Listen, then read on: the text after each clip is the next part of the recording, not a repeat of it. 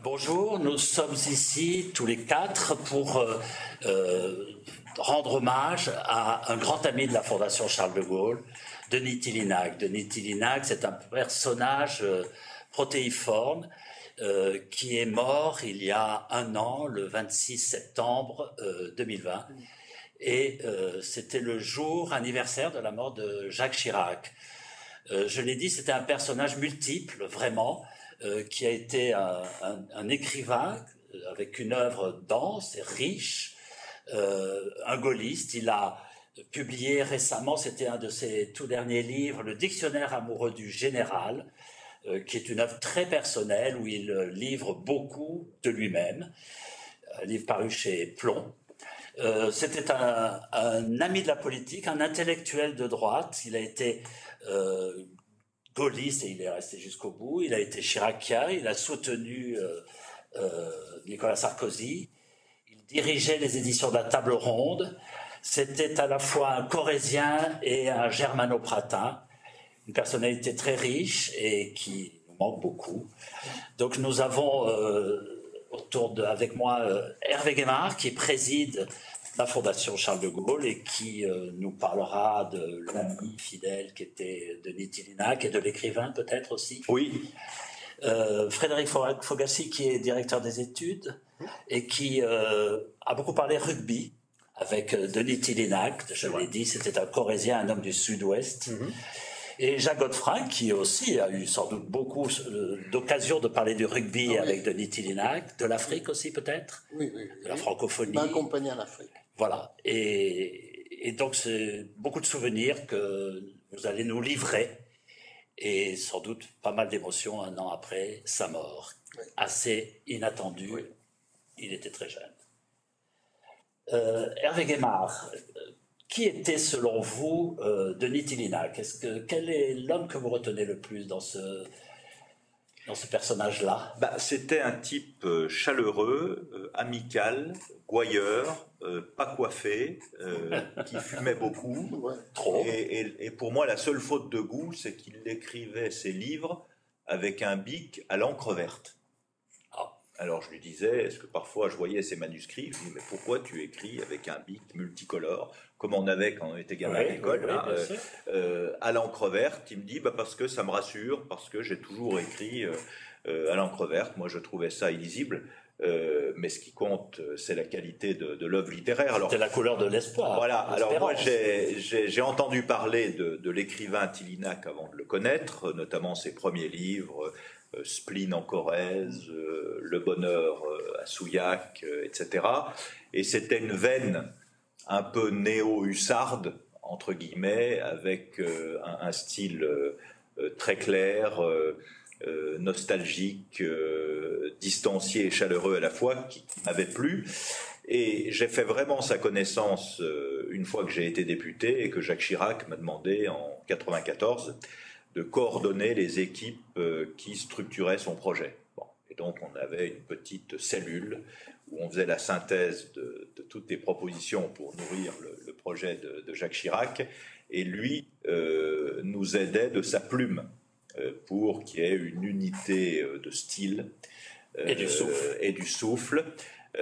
Parce que c'était un peu techno, comme on dit. Donc lui, il mettait de la chaleur et de la chair dans des textes qui étaient peut-être moins attrayants.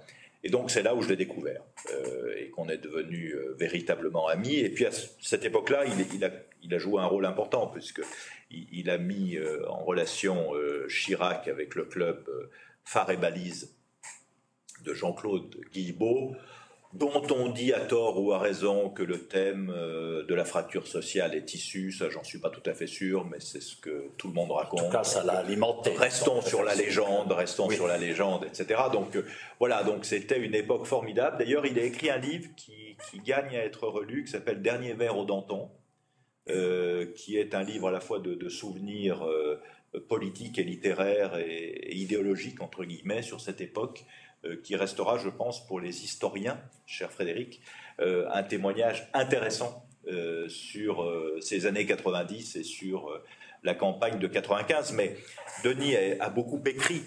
Je ne sais pas, il y a peut-être une cinquantaine de titres, ou 40 en tout cas. Oui, il a entre les essais, les biographies. Il a énormément écrit. Il y a une dimension que Philippe Gouillot n'a pas abordée, c'est le chrétien. Oui, absolument. Et d'ailleurs, il avait écrit un dictionnaire amoureux du catholicisme. Oui, et la foi de nos pères, ou quelque chose comme ça, aussi chez Bayard, il me semble me souvenir. Donc, cette dimension chrétienne, c'est, je pense, plutôt développée dans les 10 ou 15 dernières années de sa vie. Peut-être l'avait-il enfoui auparavant, mais en tout cas, il écrit sur le christianisme, sur la foi, et pour lui, c'était un aspect extrêmement important. Donc, dans son œuvre multiforme, vous l'avez dit, et protéiforme, il y a beaucoup de livres différents. Il y a d'abord, évidemment, des récits. Par exemple, le Spleen en Corrèze, c'est marqué roman, mais ce sont des récits en réalité. Ça, c'est un premier massif qui, sans doute, est le plus important. Il y a ensuite de la poésie, qu'il ne faut pas négliger. Quelques recueils, mais qui sont assez formidables. Ils sont moins connus. Ils sont beaucoup moins connus, mais il avait une veine poétique tout à fait remarquable, qu'il ne faut pas oublier. Donc, des récits, de la poésie, des essais, donc des essais sur le catholicisme, sur le général, dictionnaire amoureux du général, les mots du général, etc. Donc, voilà, des essais, puis des essais littéraires aussi. Par exemple, je pense, pour moi, ce qui est un de ses meilleurs livres, qui est un des premiers, qui s'appelle Le Mystère Simenon, oui. où il explore l'œuvre de Georges Simenon, mais c'est plus que Simenon, en fait. C'est toute une époque, c'est toute une manière de voir les choses. Et je lui avais écrit, d'ailleurs, pour lui dire, il y a quelques années, que dans sa riche bibliographie, c'est un des livres qui me touchait le plus. Et il me dit, je suis très touché que tu me dises ça, parce que ce livre est assez peu connu dans mon œuvre, et j'y tiens beaucoup. Parce que Simenon, bon, qui est belge, comme chacun sait, décrit une certaine France aussi, et cette France-là parlait beaucoup à Tillinac. Il y a des sortes de mémoires, comme le dernier vers au Danton, par exemple. C'est des mémoires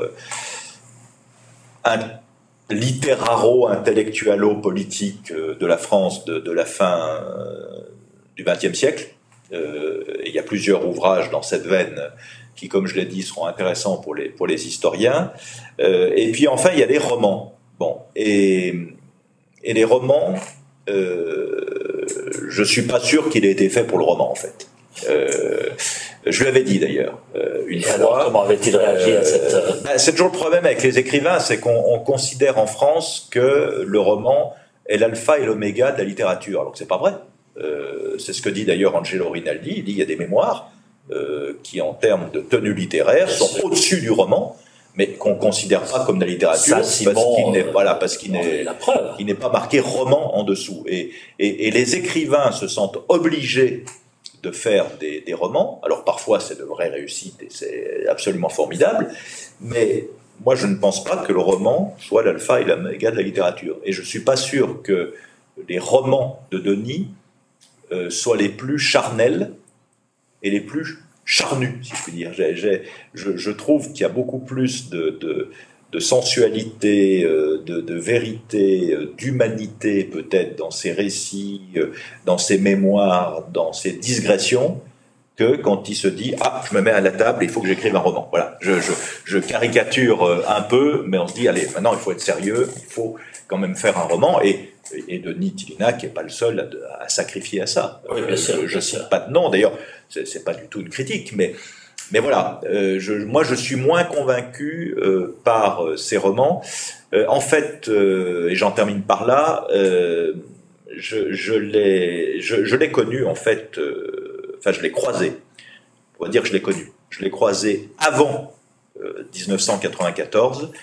C'était en 1988 où j'étais pas député à l'époque, j'étais pas du tout dans la vie politique et j'étais allé en week-end en Corrèze, puisque chez des amis avec ma femme, et on avait croisé Tillinac à ce moment-là, et qui suivait le Premier ministre Chirac,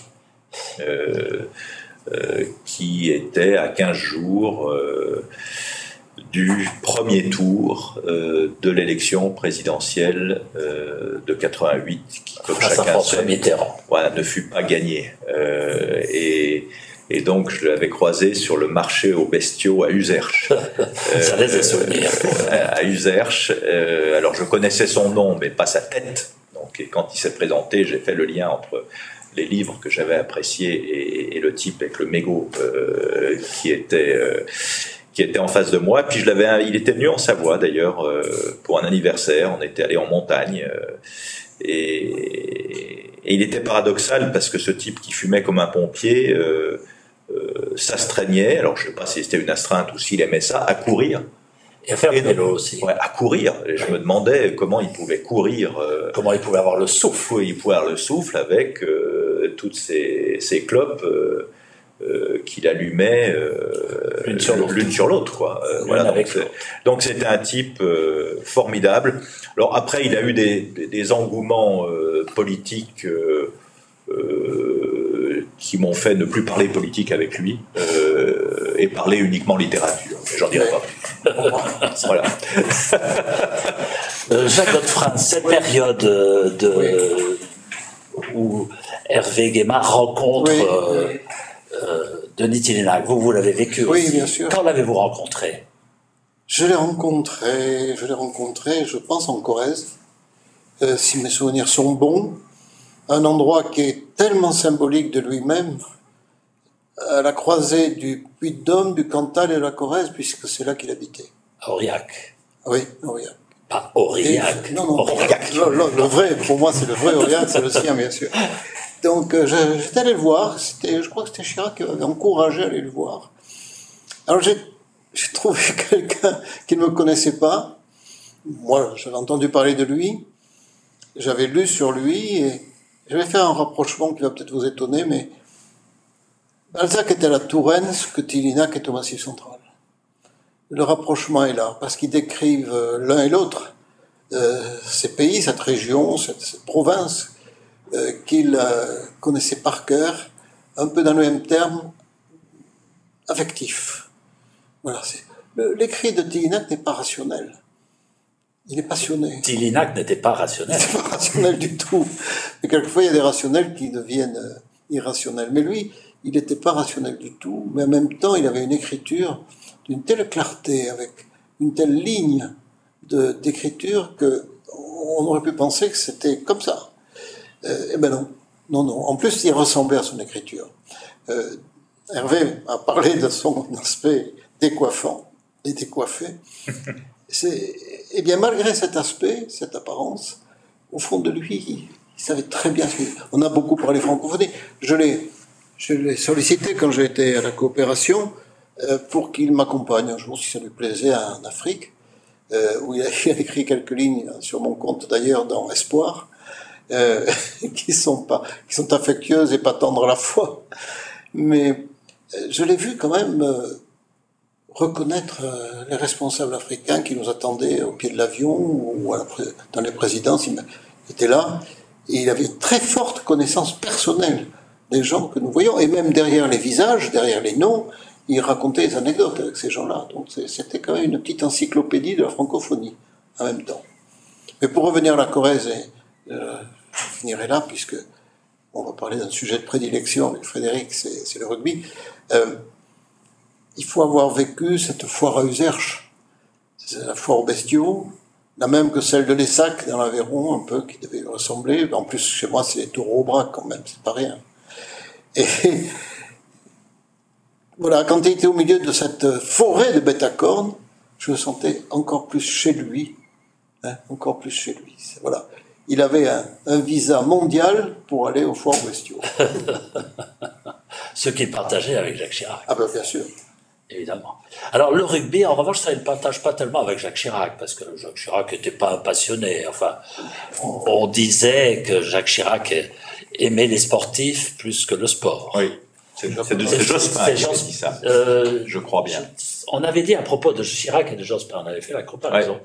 Oui, Jacques Chirac tout à fait, aime les sportifs et Lionel Jospin aime le sport. C'était une comparaison très juste. Oui, tout à fait. Je crois que c'était Platini. C'est Platini, tu as raison. Et c'était une comparaison très juste. Donc Jacques Chirac pouvait aimer les rugbymen, mais plus que le rugby auquel il ne comprenait pas grand-chose. Domenech de Brie, qu'il a aidé, que Jacques Chirac a aidé. Oui, bien sûr. Figure, grande figure. Puis d'une manière générale, le club briviste. Enfin, bien sûr. Alors, avec Denis Tillinac, vous avez eu, Frédéric Fogassi, des conversations sur le rugby nombreuses ou... Alors, je n'ai pas eu que des conversations sur le rugby. La première chose que je voulais dire, on avait écouté Hervé Guémard et Jacques Godefrin, c'est que j'ai rencontré d'abord Denis Tillinac Escalité. En fait, dans mes fonctions, c'était une conférence ici même, en fait, dans ces lieux, où on voulait parler des influences littéraires de Gaulle. On a commencé à en parler. En fait, j'étais très impressionné. Je connaissais l'écriture viscérale de Denis Tillinac. Ce que j'ai découvert, en fait, très vite, c'est sa culture classique d'une abondance et d'une précision assez incroyable. Je me souviens, j'étais à cette table, exactement à cet endroit. Je lui dis à un moment, mais vous avez beaucoup parlé de Chateaubriand et Péguy. Et là, Denis de répondre, ouais, t'as raison, et d'enchaîner en fait sur une citation extrêmement longue de la Revue Blanche de Péguy, qui effectivement éclairait complètement l'influence que celui-ci pouvait avoir sur De Gaulle. J'ai été frappé justement par cette attitude un peu nonchalante, un peu provocante et l'extrême précision de cette culture. C'était tout sauf un dilettante. Absolument, c'était tout sauf un dilettante. Par contre, la deuxième idée qui nous amène un petit peu vers le rugby, c'est qu'une phrase que je me suis souvent répétée à propos de Denis Tillinac, c'est que le véritable talent, c'est d'en trouver aux autres. Et Denis Tillinac était quelqu'un qui savait en trouver aux autres, qui savait voir le romanesque, qui savait voir l'héroïsme, justement, chez les gens. J'ai parlé avec lui aussi pour ce dictionnaire amoureux des premiers Français libres de Guerrante. Et alors que je lui parlais des marins de l'île de Sein, alors que je lui parlais de gens comme Christian Fouché, comme Pierre Messmer, je le voyais à table comme ça élaborer l'épopée qu'il a ensuite écrite. Et alors donc, justement, c'est alors qu'on devait se voir pour parler précisément de ce dictionnaire amoureux qu'à l'initiative de Jacques Godefrin, on s'est vu au restaurant et on a parlé de toute autre chose. Mais alors vraiment de toute autre chose, parce qu'il se trouve que c'est l'une de mes passions, le rugby, et en particulier le rugby que j'ai pas vécu. Le rugby des années 70 et 80, celui pour lequel j'étais encore bien trop petit pour aller au stade et même pour voir la télévision. Oui. Le rugby de l'épopée, exactement. La française. Une anecdote qui résume en fait parfaitement Denis. Je lui parle de la finale de 1975. Béziers-Brive. Jamais Brive a jamais été aussi près de devenir champion de France. Brive n'a jamais été champion de France. Et je lui raconte que cette finale, je l'ai vue. Béziers a mené, et puis à la toute fin, Brive marque un essai par Michel Pébert. Il me dit, mais non, c'est pas Michel Pébert. Je dis, si, je vous assure. Et là, tout Denis, il sort son téléphone. Allô, Michel? Alors c'est toi qui as marqué l'essai à la fin? Oui. Et de se lancer comme ça, dans une incroyable digression, en fait, et de refaire cette finale de 75. On refait le match. Avec moi qui était au téléphone, et qui était au bout du fil, justement, et qui, comme ça, avait des anecdotes que j'aurais jamais pu espérer entendre, sur le dénouement de cette finale, défaite de Brive 13-12 d'un seul point. Et là, Denis se libère, en quelque sorte, et commence à me parler de ce qui a finalement été, à mon avis, sa grande expérience. C'est le Grand Chelem de 77. Imaginez, aujourd'hui, on est plus habitués aux vaches maigres, nous les fans de rugby, en 1977, 15 joueurs qui sont pas du tout les meilleurs en France, une espèce d'armée de va-nu-pieds, de pochards, disons, voilà, des gens comme Gérard Chollet, Jacques Fouroux, qui est mort désormais, les 15 mêmes joueurs qui n'encaissent aucun essai, qui remportent le Grand Chelem dans des conditions absolument dantesques, qui vont battre l'Angleterre en Angleterre, à Twickenham. Plaisir suprême. Plaisir absolument suprême, effectivement, Denis s'en cachait pas. Et donc, je découvre que ces hommes, Denis les connaît. Denis connaît à propos d'eux des anecdotes absolument incroyables. Il me parle de Gérard Chollet, ancien champion de France des poids lourds, qui se conduisait comme, disons, quelqu'un d'assez viril sur un terrain, qui un jour, donc, a eu une altercation dans un restaurant avec un malfrat qui lui a tiré une balle. La balle s'est fichée dans l'os de Gérard Chollet. Gérard Chollet a continué à avancer sur l'homme, lequel a dû se dire qu'il avait un fantôme en face de lui et partir en courant. Et c'était comme ça tout un flot d'anecdotes absolument invraisemblables que Denis m'a livré. Pilier de 160 kilos. 160 kilos. Il me parlait aussi de Jean-François Bernon, qui avait perdu plusieurs doigts parce que il avait travaillé dans la ferme de ses parents. Et plus tard, dans les années 80, au cours d'un match contre l'Irlande, l'arbitre l'accuse de faire ce qu'on appelle des fourchettes, c'est-à-dire de mettre son doigt dans l'œil de l'adversaire. Et Imbernon montre ses 3 doigts en disant « impossible ». Impossible à l'arbitre, manière de dire voilà, certainement pas. Donc finalement, c'est cet univers-là qui était celui de Denis, c'est une passion pour les hommes, une passion pour vraiment les anecdotes, leur vécu, et puis une capacité à voir le romanesque, une capacité à avoir un certain héroïsme. À chercher le romanesque même. À le chercher peut-être, mais aussi à le voir, oui, à le trouver, je dirais surtout à le voir. Et donc c'est pourquoi, même si contrairement donc à vous, j'ai pas eu la chance de le connaître longtemps, j'en garde un souvenir extrêmement vivace. Voilà. Et alors, quel gaulliste était Denis Tillinac, Hervé? C'était un gaulliste naturel, charnel, viscéral, naturel. Voilà. On réfléchit pas. Voilà, je pense que pour lui, De Gaulle et ce qu'il incarnait, c'était à la confluence de ce qu'il était, c'est-à-dire l'écriture, bien sûr, la littérature, bien sûr, on l'a dit, les influences l'amour de la France, oui. Le courage intellectuel, parce que Denis on l'a pas dit, mais avait beaucoup de courage intellectuel. Oui, à l'époque où il faisait pas bon être un intellectuel de droite. Voilà, donc il y avait beaucoup de courage intellectuel. Donc voilà, je pense que pour lui, être gaulliste était assez naturel. Ça me fait penser à un autre. Alors lui, il n'était pas briviste, même s'il était corrézien. C'est pas la même partie du département, mais je pense à Edmond Michelet. Oui. Parce que Edmond Michelet dit quelque part dans un de ses textes que quand surgit l'appel du 18 juin, il trouve enfin sur le plan politique ce qu'il avait trouvé sur le plan spirituel. Et qu'en fait, jusqu'au 18 juin 40, il a, une plénitude, il a une plénitude spirituelle, ce qui n'empêche pas de douter, tout chrétien doute par définition, mais qu'il n'a pas du tout cette plénitude politique. Et là, pour lui, le 18 juin, les deux se rejoignent. Et je trouve que, y compris pour celles et ceux qui ne croient pas au ciel, dont beaucoup furent gaullistes aussi, je pense que ce que dit Edmond Michelet est vraiment très important, et je pense que ça peut aussi résumer Denis. Dire que les deux se rejoignent. Alors après, moi j'ai eu un débat épistolaire avec lui sur la France, parce que j'avais écrit un petit texte pour les éditions du CNRS qui publiaient des petits livres à 3 € ou à 4 €, et on m'avait commandé Nation et engagement. Bon. Et c'était un court texte, hein. Mais j'avais raconté en Savoie, dans ma petite bourgade natale de Bourg-Saint-Maurice, tout près de la frontière italienne, récente frontière d'ailleurs, parce qu'elle date que de 1860, j'avais décrit ce qu'était la grande rue de mon époque, puisque mon père y était cordonnier et marchand de chaussures, et donc dans cette rue, il y avait des descendants, comme mes parents, de paysans de montagne. En face, il y avait Diego Mora, communiste, qui était un réfugié espagnol. Il y avait le caporal-chef Bougalem, au 7e BCA, qui était un harki, bardé de décorations, et les chefs de corps du 7e BCA se mettaient au garde à vous devant lui, devant le caporal-chef. Il y avait beaucoup d'Italiens en Savoie, d'immigration plus ou moins récente.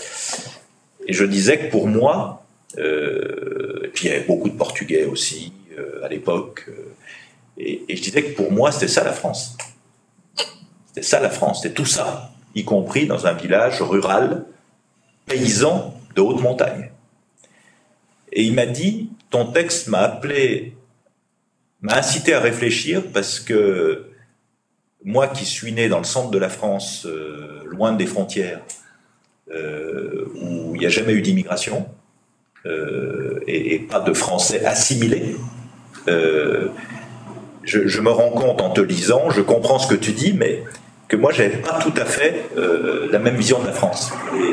Et on a eu une discussion extrêmement riche. Vous l'avez convaincu que cette France-là... Je pense qu'il a découvert que la France... enfin, je pense pas qu'il ait découvert, parce que c'est un homme très intelligent, très cultivé, mais moi, j'ai écrit ce texte avec mes tripes, en fait. J'ai écrit ce texte avec mes tripes, et il m'a dit, j'ai senti me dit-il, que ton texte était tripal. Il me dit, moi, j'aurais pas écrit le même. Mais vous n'avez pas les mêmes tripes. Voilà, non, mais voilà, et c'est pas la même France, mais tout ça, c'est la France quand même, voilà. Ce qui est amusant aussi chez Denis Tillinac, c'est ce mélange entre le corrézien et le parisien, dirigeant les éditions de la Table Ronde. Il a toujours mélangé ces deux vies. D'ailleurs, c'est un parisien redevenu corrézien. C'est un parisien parce qu'il a passé son enfance à Paris. Bien sûr, absolument. Il y a des paradoxes chez Denis. Oui, mais il y a beaucoup de paradoxes. Un que j'ai toujours pas résolu d'ailleurs. Il était quand même correspondant de La Dépêche du Midi, oui.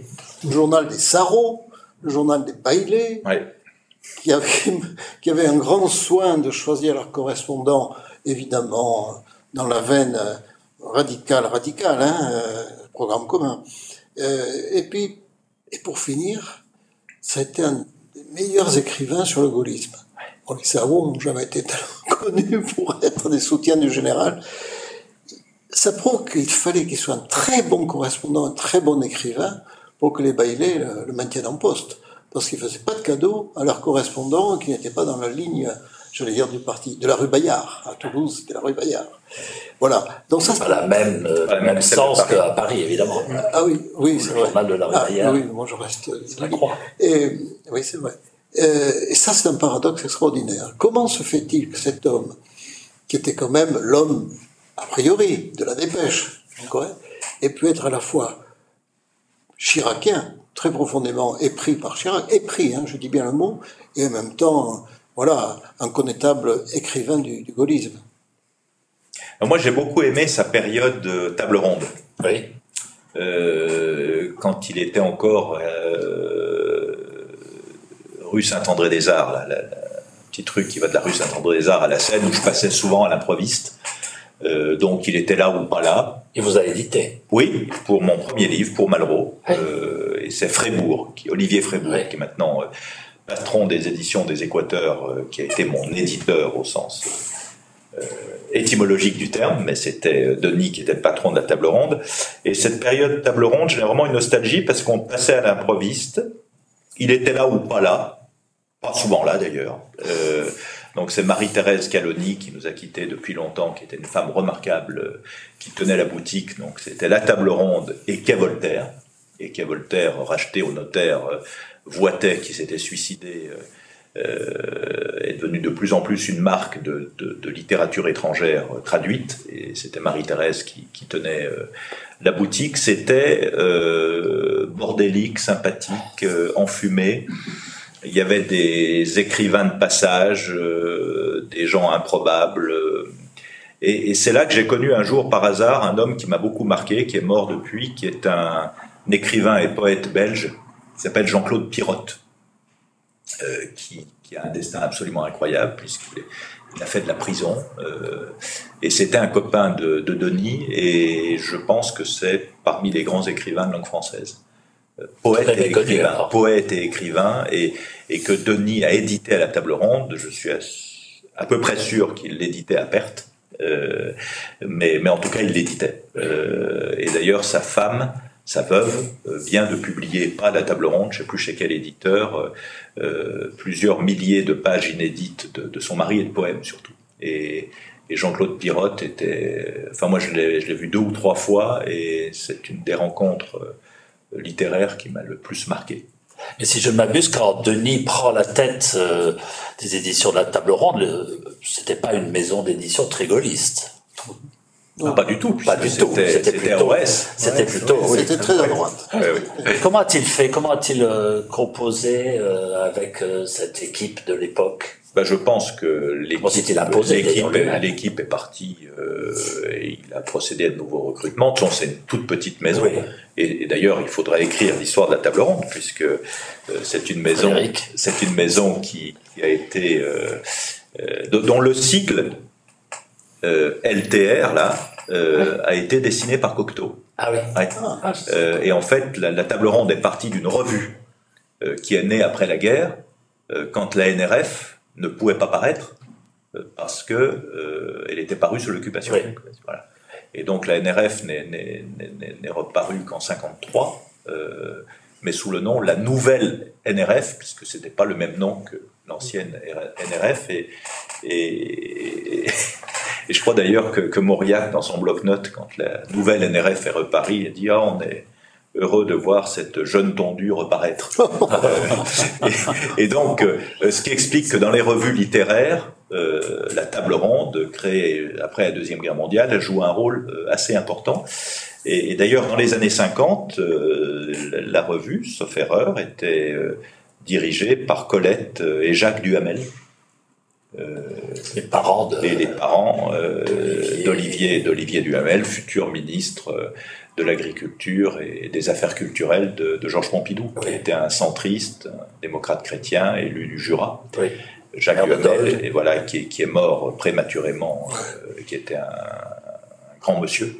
Et donc, il y a toute cette partie de la vie du couple Duhamel qui est la table ronde. Et après, effectivement, fin des années 50, début des années 60, ça devient une maison très à droite, très anti-gaulliste, très Algérie française. Donc Pierre Sergent, Jean-Jacques Suzini, etc., entre autres, sont publiés à la table ronde. Alors, je ne sais pas comment Denis est arrivé là dans les années, fin des années 80, je pense, début des années 90. La maison avait été rachetée entre-temps par Gallimard. Et donc, Denis, comme c'est une toute petite maison, il y avait assez peu de salariés. Donc, je pense que il n'a pas eu trop de difficultés à amener son équipe, et notamment Marie-Thérèse Caloni. Et donc, il se recentre sur la littérature. Oui. Il se recentre sur la littérature. Alors, je sais qu'il m'avait dit qu'il avait dû dénoncer pas mal de contrats, de livres non littéraires dont il ne voulait plus, et qu'il avait dû dédommager des auteurs qui n'ont jamais été publiés, puisque les livres n'étaient pas conformes à ce qu'il voulait faire de cette maison.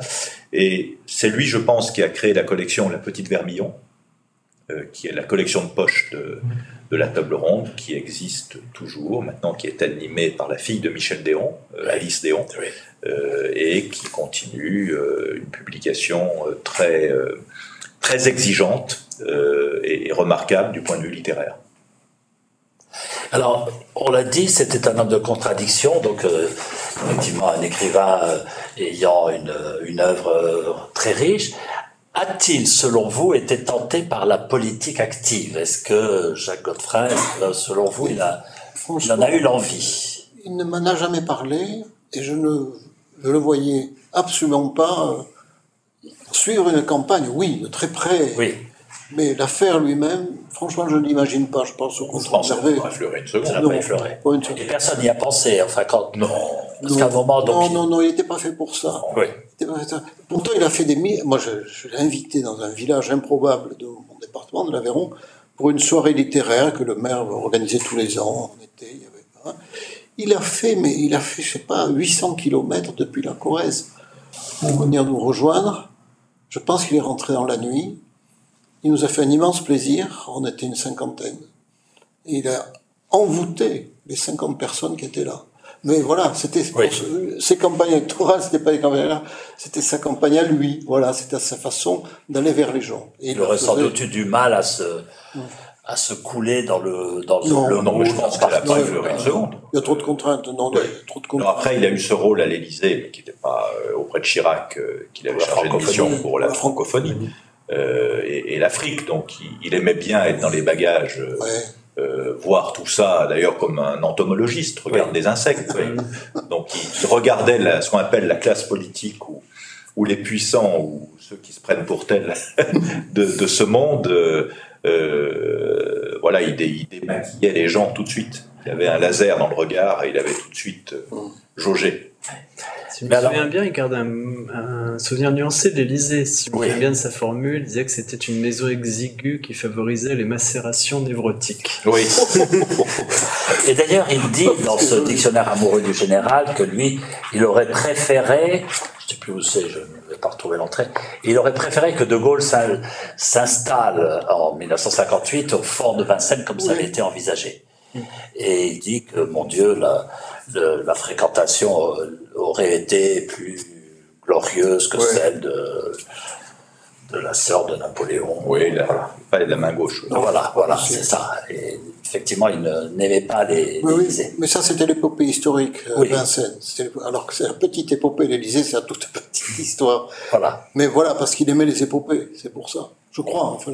Oui, bien sûr, il aimait. Non, mais Vincennes a été un sujet très peu de temps. En fait. Très peu de temps. Il fallait être concret et ensuite se mettre aux manettes et pas perdre du temps à réaménager des locaux à grands frais. Donc, je pense qu'il y avait un côté et d'ailleurs, chez De Gaulle pragmatique, austérité budgétaire.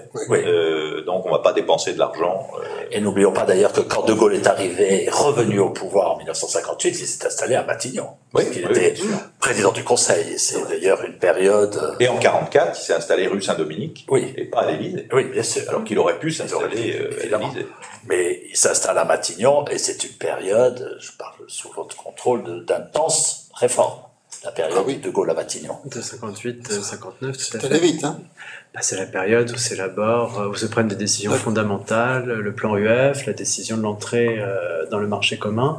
La plupart des grandes réformes, en fait, de 58, 59 ont été prises avant même l'entrée à l'Élysée. D'ailleurs, dans le message que De Gaulle donne aux Français à la toute fin de l'année 58, à peine élu président de la République, c'est clairement pas un message de prise de contact, c'est plutôt un message d'action, justement. On a déjà fait ça, on se prépare une étape importante, justement, l'entrée dans le marché commun, on s'en est donné les moyens, et donc voilà, en quelque sorte, vers quoi on va. J'ai écouté, en fait, Jacques Godefrin et Hervé Guémard. Le souvenir que j'ai gardé, moi, des quelques confidences que m'a faites Denis Tillemax, c'est effectivement ce côté entomologiste du politique. Et en même temps, ce côté à la fois visionnaire et, je dirais, conscience. Peut-être même mauvaise conscience. Il aimait peut-être ce rôle, justement, sans doute, de mauvaise conscience présente, justement, à l'intérieur de l'appareil. Quelque chose comme ça, peut-être, oui. Et le jouait à plat, effectivement, ce rôle-là, parce que il avait réussi quand même à travers ses écrits, notamment dans la presse, à être reconnu. Enfin, alors, son point fort comme son point faible, c'est les deux faces de la médaille. Son point fort, c'est qu'il aimait les gens. Et qu'il aimait tellement les gens que parfois il les défendait dans leur position politique, même si ça ne correspondait pas à ce qu'ils pensaient vraiment. Ça explique alors. Voilà. Ça explique.